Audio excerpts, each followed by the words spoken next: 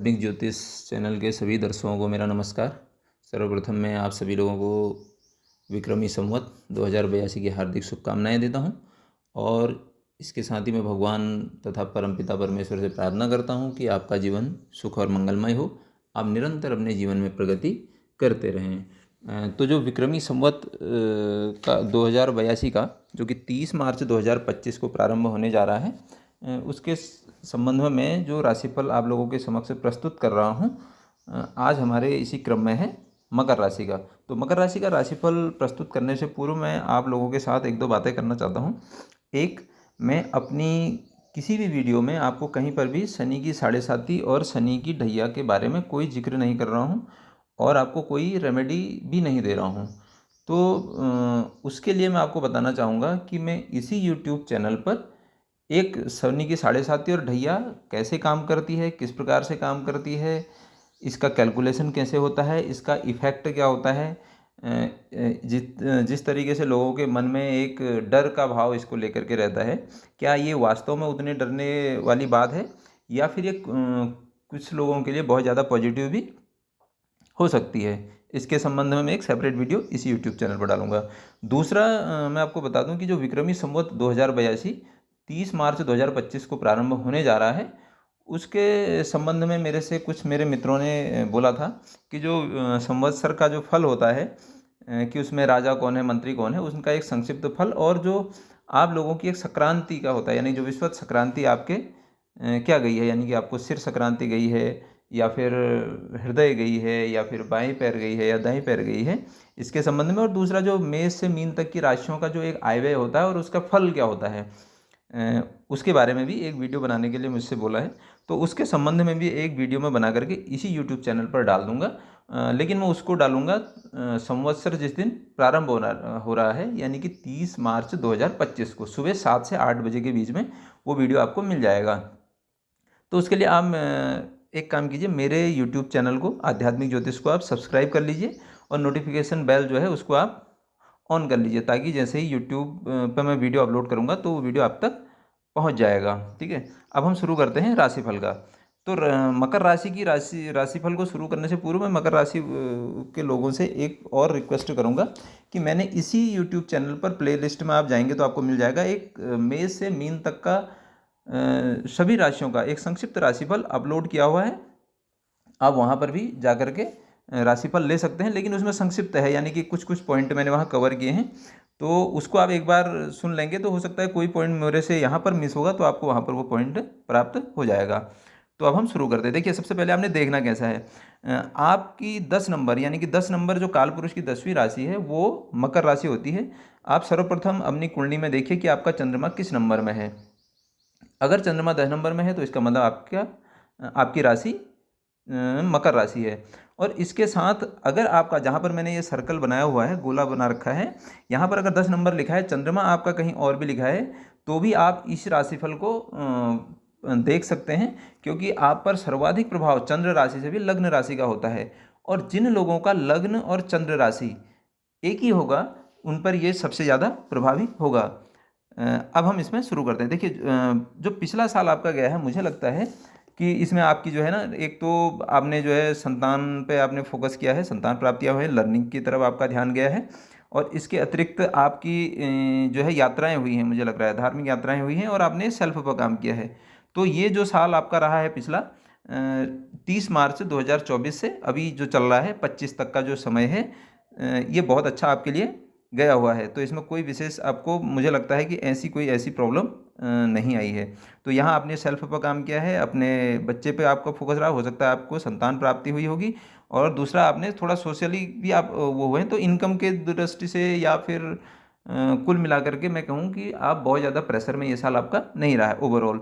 लेकिन बृहस्पति जैसे ही आपके 6 हाउस में आएंगे तो यहाँ पर आपको मैं बताऊँ, थोड़ा सा आपका शिफ्ट होने वाला है। एक तो आपको वर्कलोड बढ़ने की वजह से थोड़ा प्रेशर फील होगा।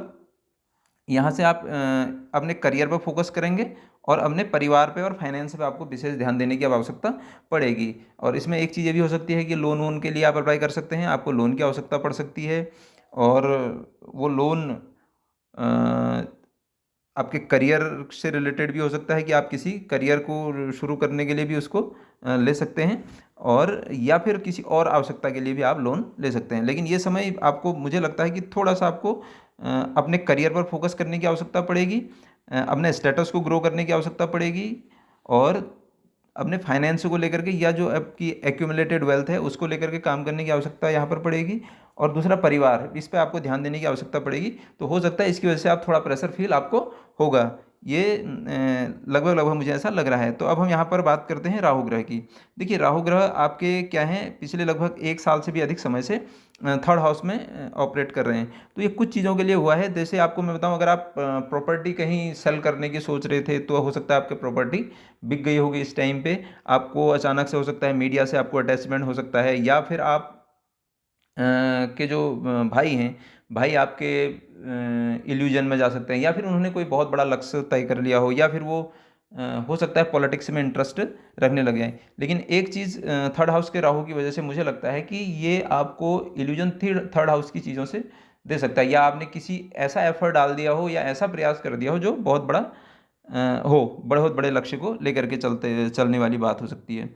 दूसरा, आपका अब जैसे ही राहु का ट्रांजिट यहाँ से सेकंड हाउस में होगा, तो ये करियर के लिए आपके ठीक है यहाँ पर मुझे लगता है। और अब आपका थोड़ा सा अटैचमेंट जाने वाला है, अब आपकी डिजायर बढ़ने वाली है फाइनेंस को लेकर के, अपने परिवार को लेकर के, वहाँ पर आप बहुत ज़्यादा फोकस्ड रहेंगे, या फिर उसको लेकर के थोड़े से कन्फ्यूजन की स्थिति में न रहें, और आप वहाँ पर बार बार मतलब ऑब्जर्व करते रहें, चीज़ों को देखते रहें।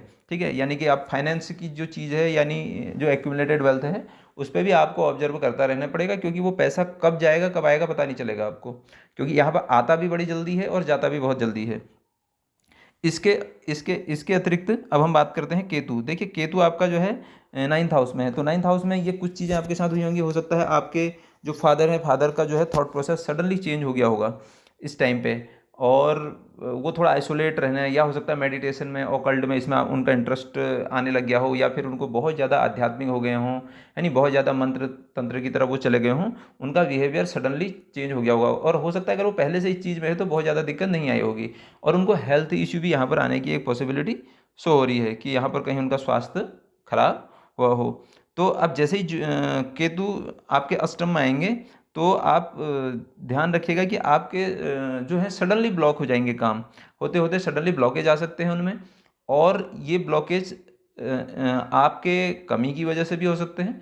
और दूसरा, आपने जो भी काम करना है उसमें एक चीज़ का ध्यान रखिए, मतलब बहुत बारीकी से माइन्यूट लेवल पर चीज़ों को करिए, क्योंकि ब्लॉकेज तो आएंगे। आप काम को स्टेप टू स्टेप करने का प्रयास करें, एक बार में किसी भी जो प्रयास आप कर रहे हैं उसको लेकर के बहुत बड़े लेवल पर न सोचें।